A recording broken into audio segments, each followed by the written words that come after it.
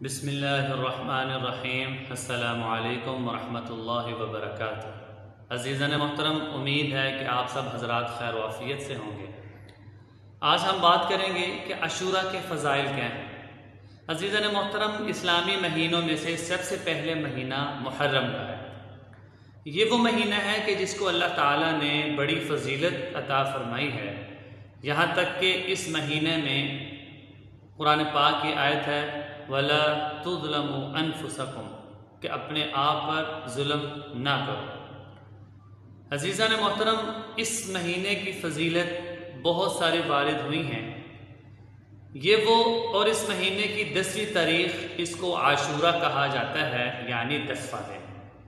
یہ عاشورہ کا دن وہ دن ہے کہ جو بہت ساری فضیلت کا حامل ہے، اور اس میں حرمت اس وجہ سے نہیں ہے کہ اس دن حضرت حسین نواسہ رسول رضی اللہ تعالی عنہ کو شہید کیا گیا، بلکہ رسول اللہ صلی اللہ علیہ وسلم کے زمانے میں بھی اس کی بہت ساری فضیلت تھی۔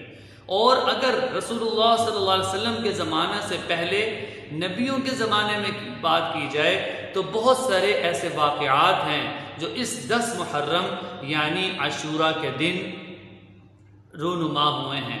سب سے پہلا حضرت آدم علیہ السلام کی توبہ بھی اللہ تعالیٰ نے یہ عاشورہ یعنی 10 محرم کو قبول فرمائی، اور دوسرا حضرت ابراہیم علیہ السلام جو کہ خلیل اللہ ہیں، 10 محرم کا دن ہی تھا جب اللہ تعالیٰ نے ان کے لیے آگ کو گل گلزار بنا دیا، اور حضرت سلیمان علیہ السلام کو اللہ تعالیٰ نے عاشورہ کے دن ہی بادشاہی عطا فرمائی۔ حضرت ایوب علیہ السلام سخت بیمار تھے اور کئی سال بیماری میں کاٹے، 10 محرم کو اللہ تعالیٰ نے ان کو شفا یاب کیا۔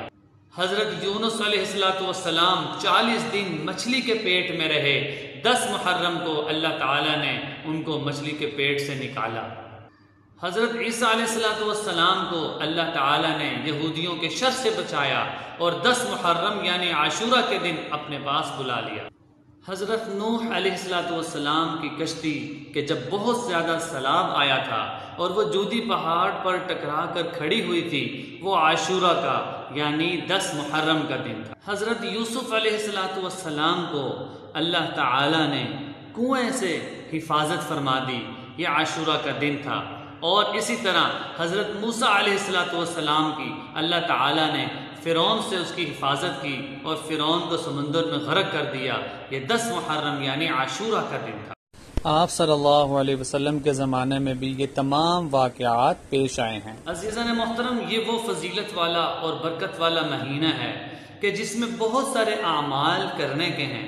ان میں سے سب سے پہلی چیز روزہ رکھنا ہے، نمبر 2 صدقہ کرنا ہے، نمازوں کا اہتمام کرنا ہے، چونکہ یہ حرمت والا مہینہ ہے، اللہ کے ہاں بڑی فضیلت کا حامل ہے، اس میں اعمال کی کثرت کرنی ہے۔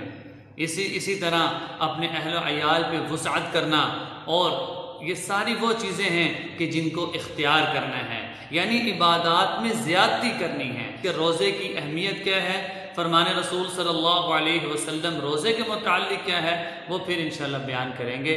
تب تک کے لیے السلام علیکم ورحمۃ اللہ۔